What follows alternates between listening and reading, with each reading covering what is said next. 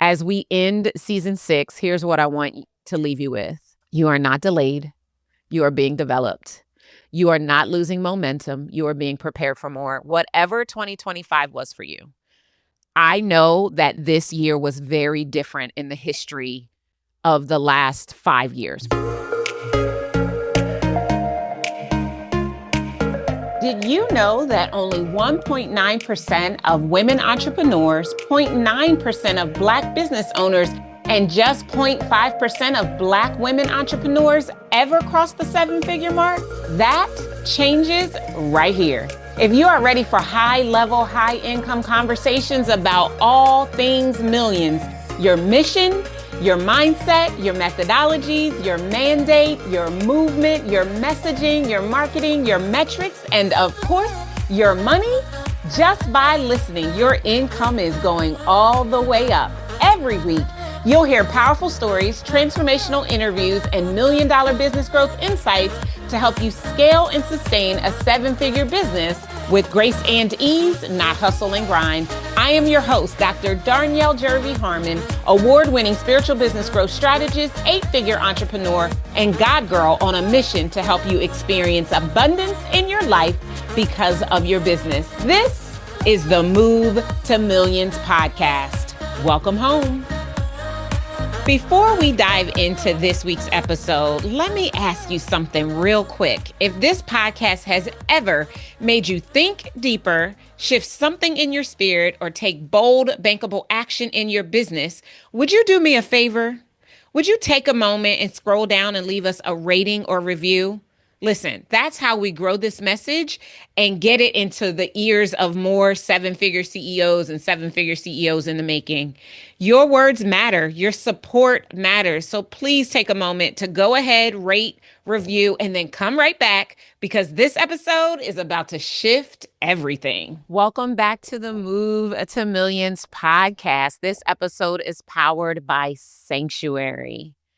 A sacred, significant journey for high-achieving CEOs who are ready to feel safe with leadership, safe with themselves, safe with success, and most assuredly, safe with money and wealth. You can learn more about Sanctuary now by going to incredible1enterprises.com/sanctuary. Y'all, I am so excited to be back with you. And this episode is our closeout of season 6. And as we prepare to close out season 6, I really want you to settle in because this episode is not just a recap, it is a revelation. This entire year has been so amazing. And everything that I've done this year is going to culminate into Sanctuary, the movement that God is shaping in me and has been shaping through me all year. So if you've been feeling the stretch, the stillness, the recalibration, and the quiet conviction that something in you is shifting, then this episode is going to speak directly to your spirit. Now, there are years when you set the pace, and then there are years when God sets the pace for you. And this is one of those years for me. It's a year that did not unfold the way that I expected. It's a year that asked more of my heart than any other part of my life. It's a year that really turned down the volume so that I could really hear what heaven has been saying and whispering to me all along.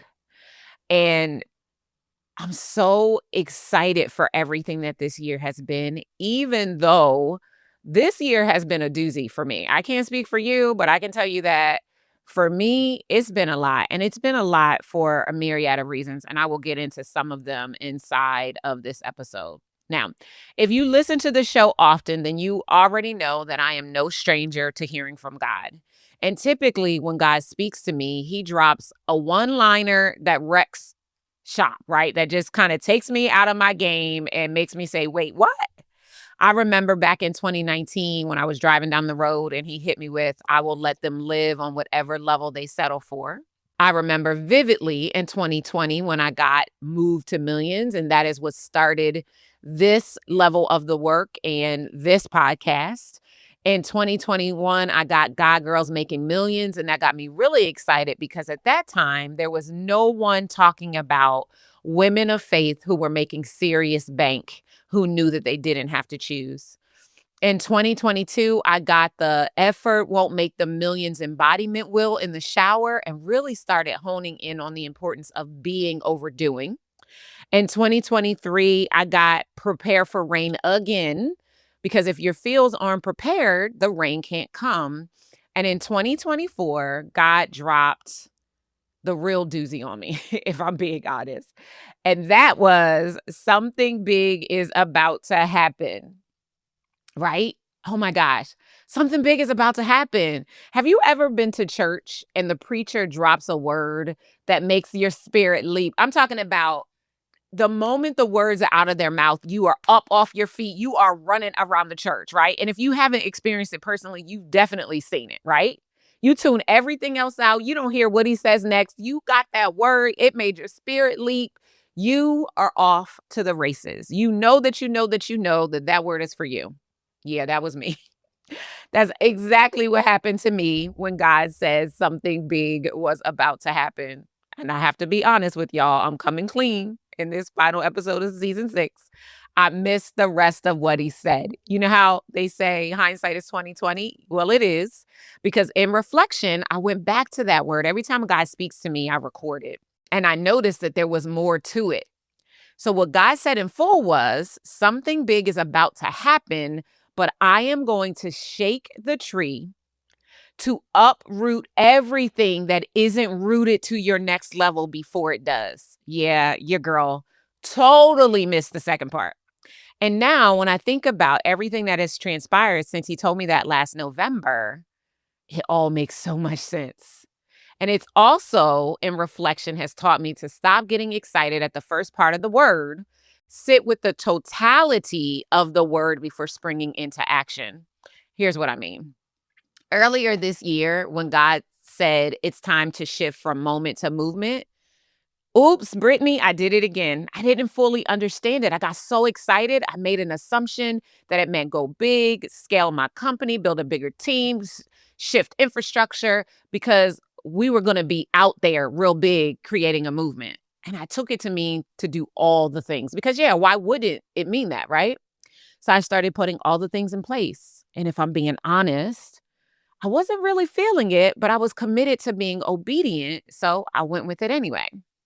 But as time passed, as I started to travel, some of the decisions that I made in the assumption started to really show themselves, I had to take the time to get still, to really deepen and hear what God was saying. Here's the part of business ownership no one warns you about. You can hit every goal, raise your prices, sign the clients, and still feel unsure, overwhelmed, or unprepared for the success that you are creating. And until you become confident in your relationship with yourself, with success, and with money, you will always feel one big moment away from it all collapsing. That tension you've been carrying, the second guessing, the hesitation, the pressure you can't quite explain, that isn't a strategy problem. It's a capacity problem. And capacity is exactly what Sanctuary rebuilds. Sanctuary is the 6-month recalibration for high-achieving CEOs who look successful on the outside, but don't feel secure on the inside. It's where you strengthen your identity, deepen your alignment, and expands your ability to hold more without the fear of breaking under the weight of your own brilliance. If you're done pretending confidence and ready to actually embody it in your choices, in your money, in your leadership, and absolutely in your next level, it's time to enter the sanctuary. Get all the details to enroll now at incredibleenterprises.com/sanctuary. Hey, I hate to interrupt the goodness that's happening right now in this episode, but I need you to do me a quick favor. If this episode is blessing your life and business right now, will you take a few moments and rate and review the show? Your words help more millions-minded entrepreneurs find us and step into their next level. All right, thank you so much. Let's get back into the conversation because we're just getting started. And it was then that what he meant actually became undeniable. Sidebar, listen.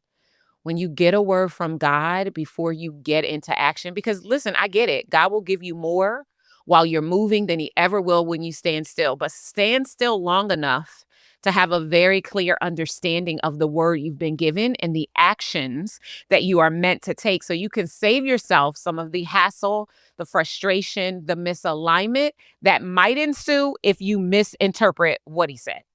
The Bible says to lean not into your own understanding and in all your ways to acknowledge him so he can direct your path. I'm being so honest and transparent when I tell you I made the assumption. We all know what assuming does. And I got into action. What I love about God, though, is that he doesn't hold you to a misinterpretation. He gives you opportunities to reflect, recalibrate, and get back on track. And so during my birthday trip, which I'm going to break down to you in a whole minute, it was so juicy good. I cannot wait to tell you many of the lessons that I learned from traveling this year. Here's what God actually meant. Again, the edict is still shift from moment. You've been a moment. I called you to be a movement. But here's what I realized. Helping people get to 7 figures is a moment. They get there, and then for them, it's that. Like, it's the pinnacle. I did it. I achieved the impossible. The moment has happened. The moment is a moment in history of their business journey, but it is just that. It is a moment. And listen, I get it because I've helped 82 people so far experience this moment. But let's be all the way real that it is indeed just a moment. But living into the call on my life, really resting in the significance of my anointing, that is how we create a movement. Because equipping people to become and feel safe with money, safe with wealth, safe with success, safe with their identity, and safe in their relationship with God, that is a movement. That is legacy. That is something that will breathe and live on. And all of this, it has got to be about legacy. And I'm realizing now that that is where God has been leading me all year. And because I took a break and I tuned my ear to listen, I got out of my comfort zone. I left the country and went to an entirely different environment. I finally got the message, and I'm so grateful. Season 6 became the mirror of all of that. We explored identity. We explored the nervous system and safety. We explored capacity and overflow and the emotional cost of expansion. And while I was teaching all of these principles, God was simultaneously walking me through the very principles. This year, every time God called me to get out of my comfort zone and go somewhere different, I got another piece of the revelation. And I know I've shared, if you've been listening, I've shared pieces about the various trips that I've taken. And as we recap this year in this culmination episode, like, I'm just breaking down all that really revealed itself to me, which was just so eye-opening and amazing. Now, if you recall, in late 2024, a lot of things really shifted inside of the business. And I had a period of time where I was feeling uncertain and I was feeling a little lost, if I'm being honest. And during that time in, prayer, I never disconnected from God. And in that time in prayer, I remember waking up in March and God saying, I need you to come and spend time with me. And that was when I asked and said, where? And he said, come to Sedona. Now, if you know anything about Sedona, it is a vortex. There are 5 centers in the world where the spirit, the emergence and the convergence of the spirit is really, really high. And when I drove into Sedona, I could immediately feel the presence of God and can feel my vibration shifting as the altitude changed. So my first stop was Sedona. Sedona is where clarity found me. It stripped away all of the noise, all of the static, the expectations, and the pressure that I didn't even realize that I was still carrying over what happened at the end of the year. Sedona reminded me that leaders don't just need strategy. Leaders need space. And in that space, I was able to hear God clearly for the first time in a long time, other than the regular messages that he gives me when we interact and relate on a daily basis. And what he said is that you cannot pour from a crowded spirit. So in Sedona, I was able to experience an internal reset. I was able to reconnect with my inner child. I was able to heal and really deepen the relationship that I have with little Darnyelle. It was so powerful. It remains powerful. I stay connected to my inner child. I communicate with her and make sure she feels safe on a regular basis. It was in Sedona that I really was able to synthesize like the brain knowledge of resetting your cellular memory to remove the patterns of lack and the actual integration of working with practitioners to reset your cellular memory. And I learned how to help my clients reset their cellular memory because, in case you don't know, when we're born, we're only born with a subconscious mind. And our conscious mind is formed based on everything we take in. We're literally a sponge. And your subconscious mind takes everything you present to it as if it's the truth. And so many of the things you believe today are actually not true. It's just what's been consistently presented to your subconscious. And so it's created patterns to support you and keep you safe around those beliefs that aren't even really true. And so being in Sedona, being set apart, being in a place where, there was no television in my hotel room. And I requested it that way because who doesn't put TVs in hotels, right? But that was my request because that was part of the mandate from God that I go out there and I set apart and I connect and commune with him, with myself. I get in touch with myself. And so when I experienced that internal reset and I came back, I had so much more vigor and clarity about the call, right? And then next, I was called to go to Thailand. Now, I had a client and friend who was going, and she was like, "You need to come." And I was like, "You are probably right. I do need to come." At first, I was a little nervous and afraid. I had never traveled to Asia, but I also believe that when fear shows up, it's an indication that your next level is present. And so as I sat with the invitation, I knew right away that I needed to go. I'm so glad I did because Thailand, it allowed me to soften. It really allowed me to breathe. It was the place where my nervous system began to exhale. And I knew this before, but I came to know it when I was in Thailand that rest is strategy. Rest is literally strategy. And here's the thing. Science confirms this, right? Research shows that creativity increases by up to 60% after intentional rest or travel. McKinsey reports that regulated leaders make decisions 31% faster and with greater accuracy. And the American Institute of Stress tells us that 83% of workers feel overwhelmed, with entrepreneurs bearing the highest load of that. And so in Thailand, I learned about capacity and specifically that capacity is not expanded through doing more. Capacity is expanded by becoming more regulated, more grounded, and more aligned. And Thailand was when I started to really see my capacity expansion. Now, let's be clear. Thailand is also where I got the "you've been a moment, you're called to be a movement," and misinterpreted the word. So even in my moment of expansion, and this is what I want you to catch, the revelation does not automatically create the regulation. Let me say that again for the people in the back. The revelation does not automatically create the regulation. And because just like when God says something big is about to happen, my spirit leapt. I started running around and missed the rest of the word when I heard moment to movement and immediately sprung into action with what I thought, leaning into my own understanding.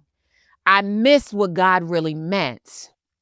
And so I went to work on a false assumption of what he actually meant. And this is what I want you to catch. This is why this work is so important. This is why being in community with people, this is why understanding the need to give yourself time and space is so essential. Listen, I don't know how your life is, but I absolutely unequivocally know how Darnyelle's life is. And Darnyelle's life is full to the brim. There is always something. And I had a startling revelation on my birthday trip. Like, I don't know that I would have ever, prior to being away, set aside in Bali and then Singapore, I don't know that I would have ever used the words burnt out.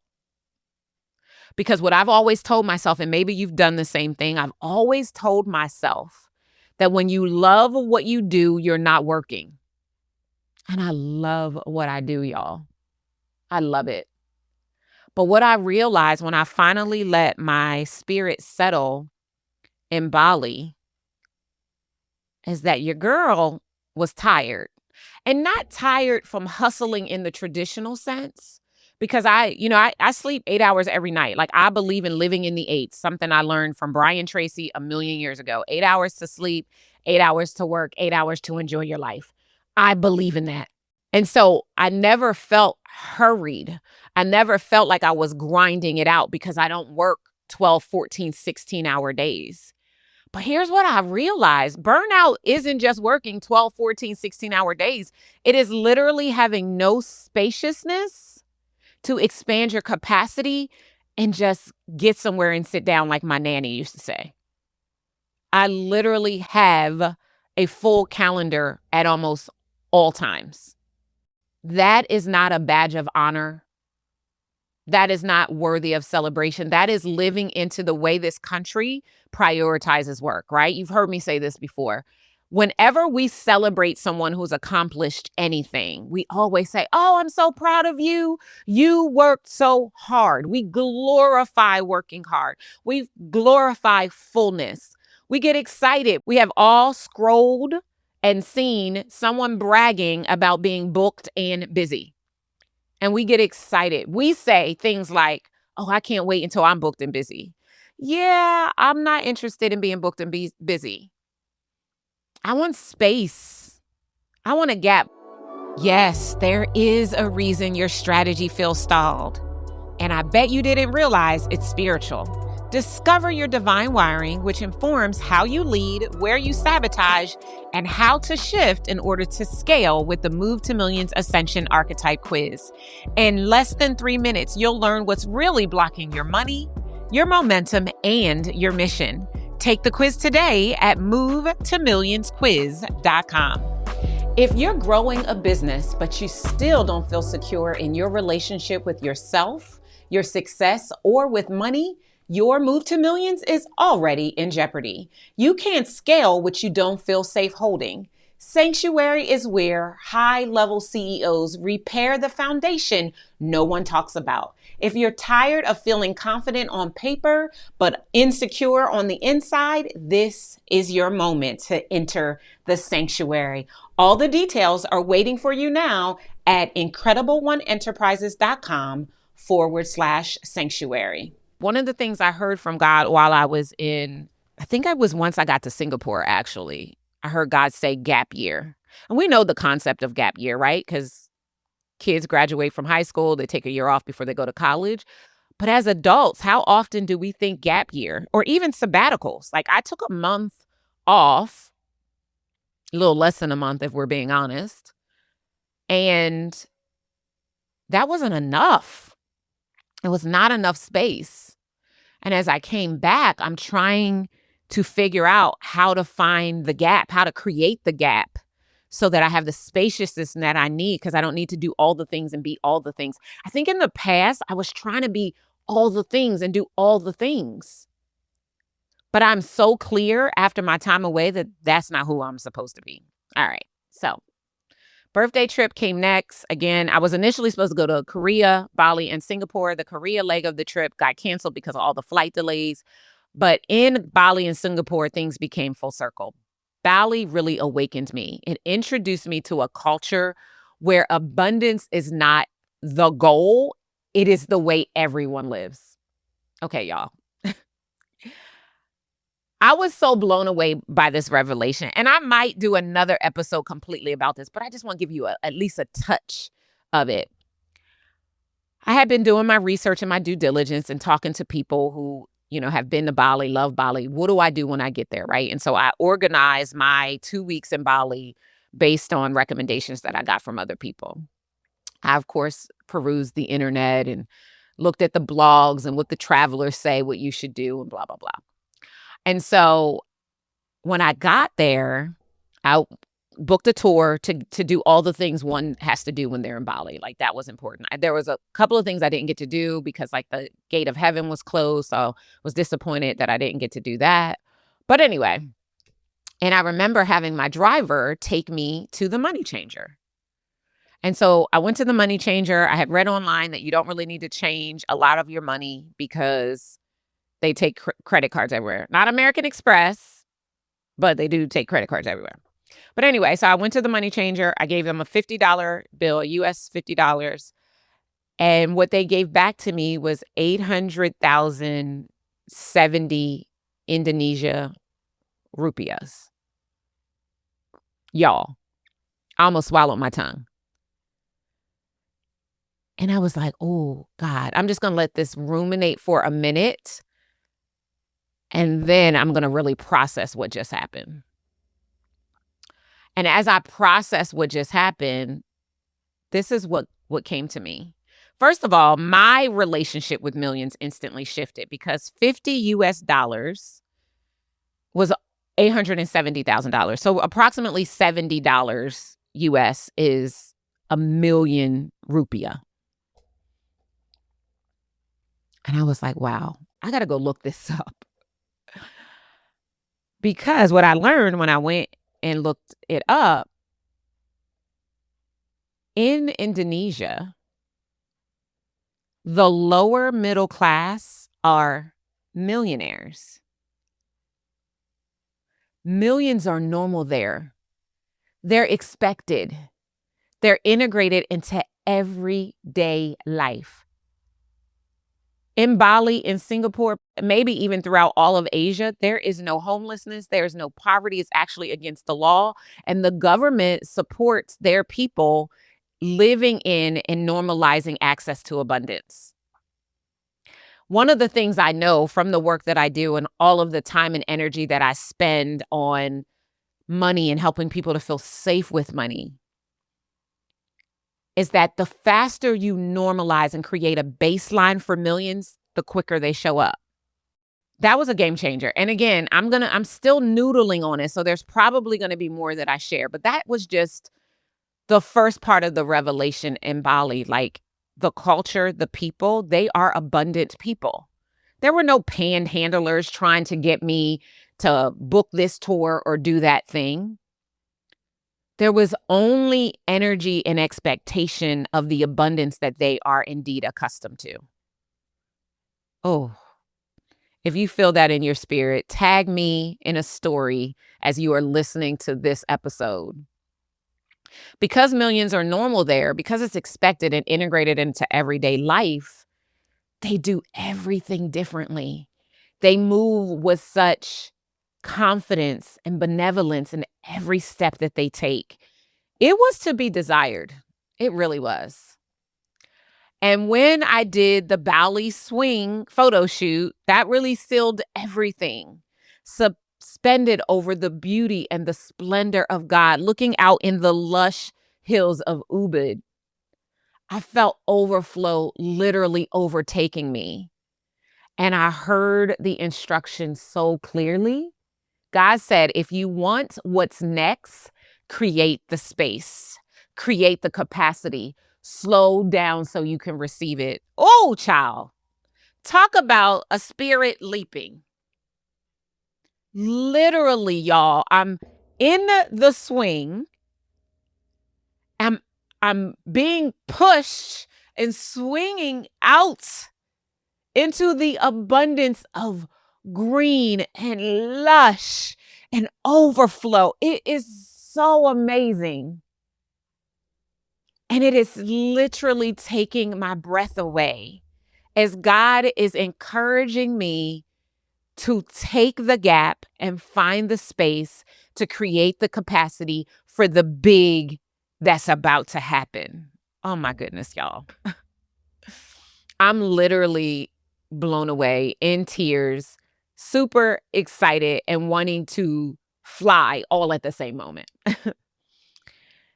And the beach in Bali, equally as sentimental, as I went to the beach club and I stayed in an Airbnb when I was at the beach in Bali. And so it was like a 15-minute walk to the beach, which was just amazing. And then to get to the beach and to go into one of the beach clubs and to rent a cabana for the day and be waited on hand and foot for 1,000,000 rupiah.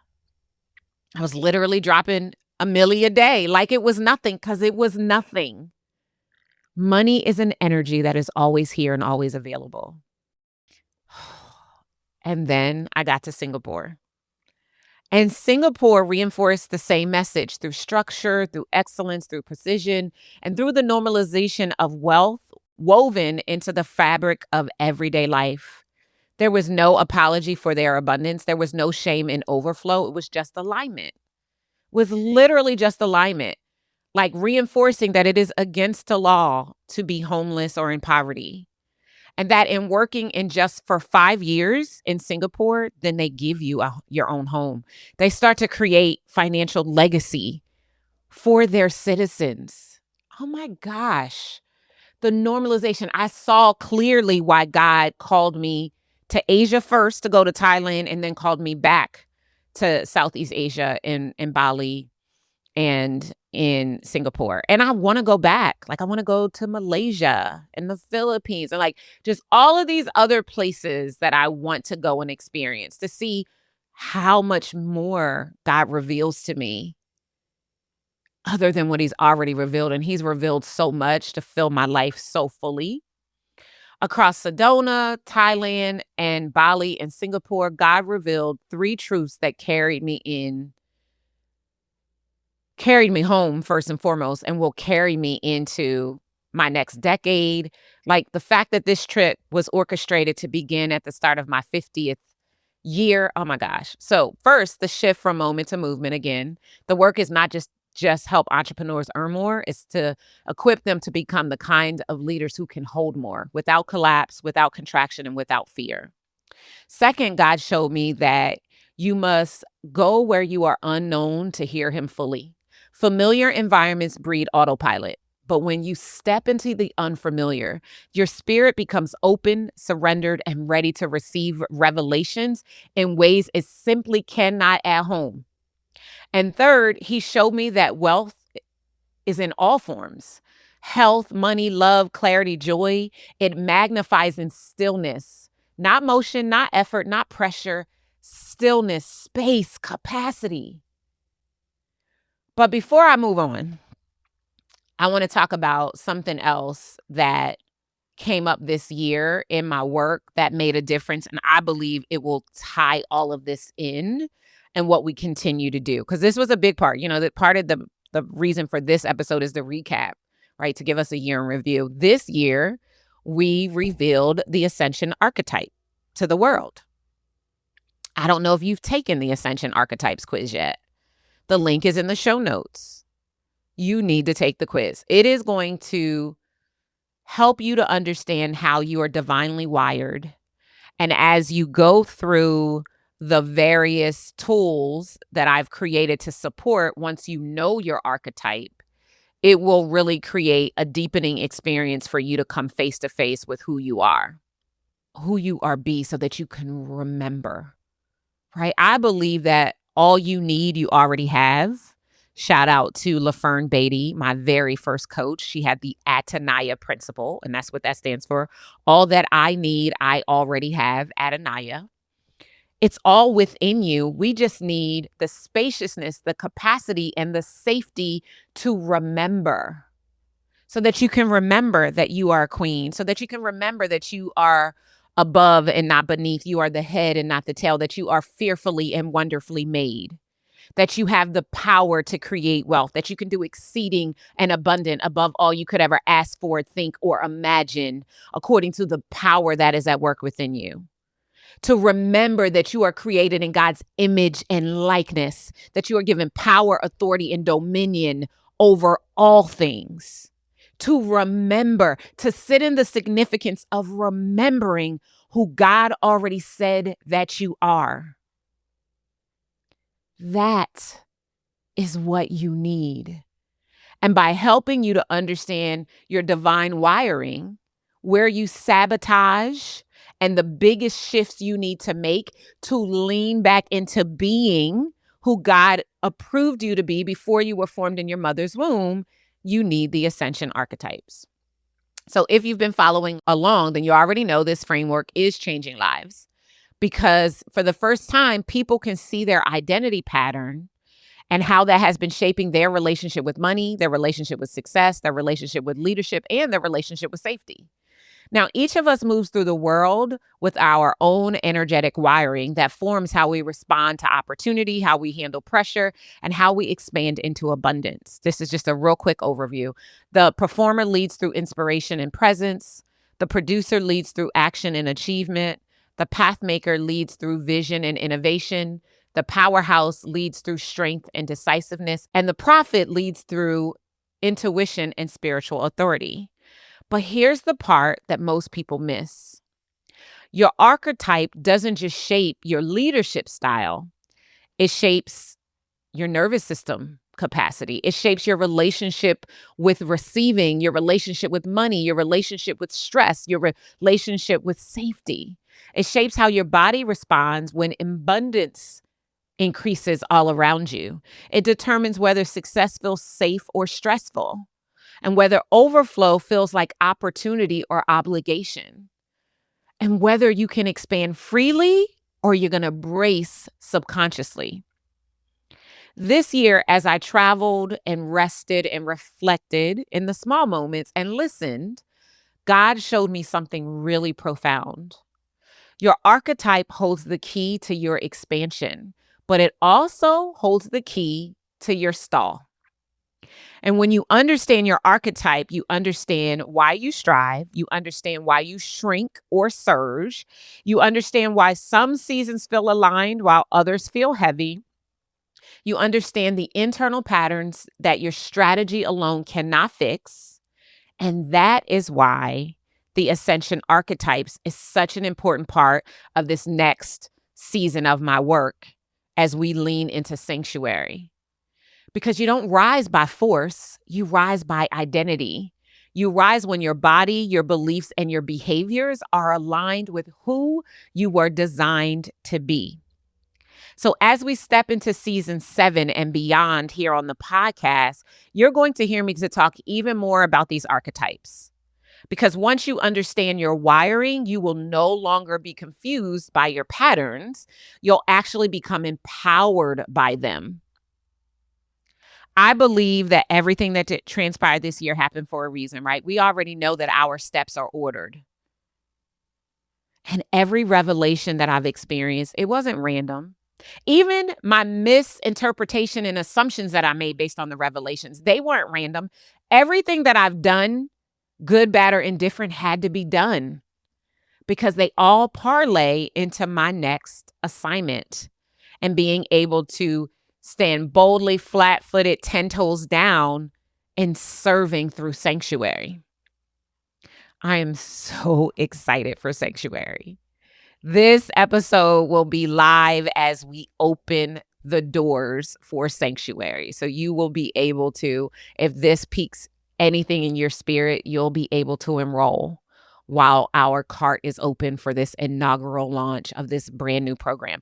Brand new as its own program, but the works in it, the exercises, I've been doing them with clients in our proximity mastermind, right? I actually first sensed the need for sanctuary back in 2022, right after the rebrand, right after all of that. And that's when we really started to integrate somatic and nervous system work into our mastermind.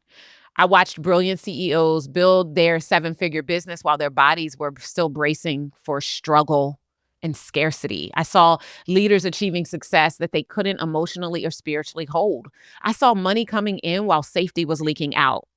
But last year, the urgency intensified. And this year, God opened the space for the birthing. Now, Sanctuary is not a program. It is the evolution of my work. It is where strategy meets spirituality. It is where the soul comes online and comes alive. It is where identity meets embodiment, where the nervous system meets abundance, maybe for the very first time, where success meets safety.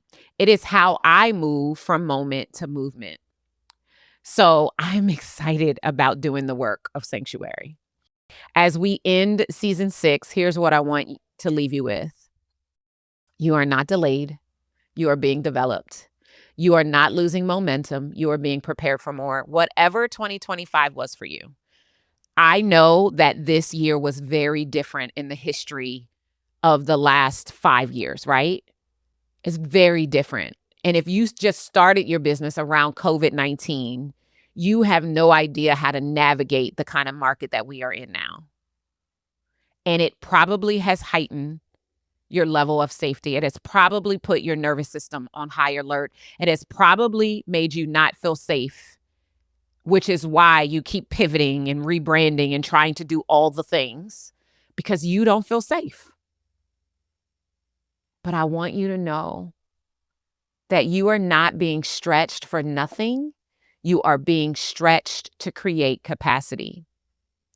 This was the year God interrupted my pace so that he could get me in position to expand my capacity. And so as we enter the new year, as we enter season 7, you will see more of me, not just the strategist, not just the CEO, but the woman God is forming in real time. The movement requires I be transparent. The next level requires radical honesty and complete truth. And I am so committed to showing up in both. Sanctuary is what's next.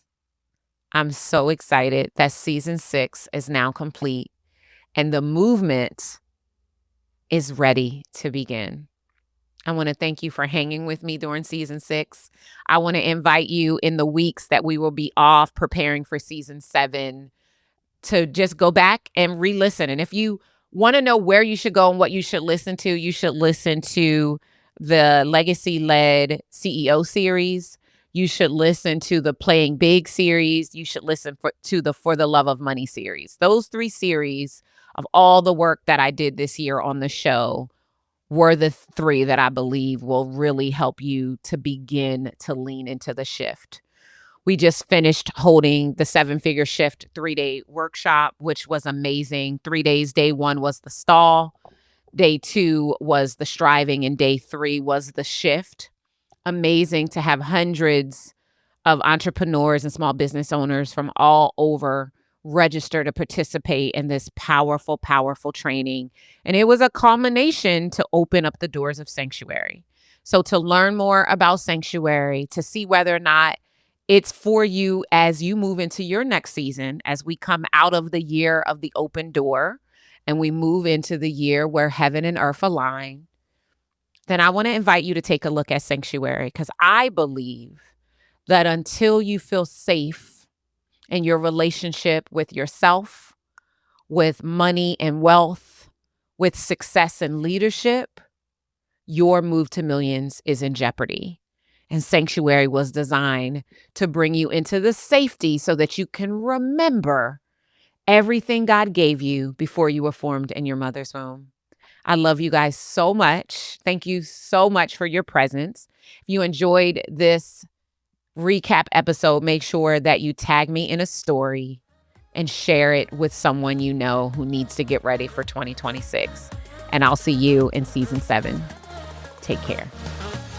Thank you for tuning in to the Move to Millions podcast. Every legacy-led CEO has a divine design, and yours is waiting to be revealed.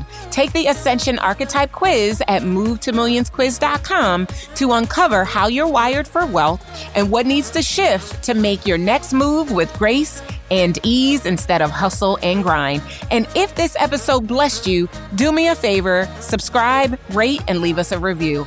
And always remember, millions are your birthright, and to access them, you need only move.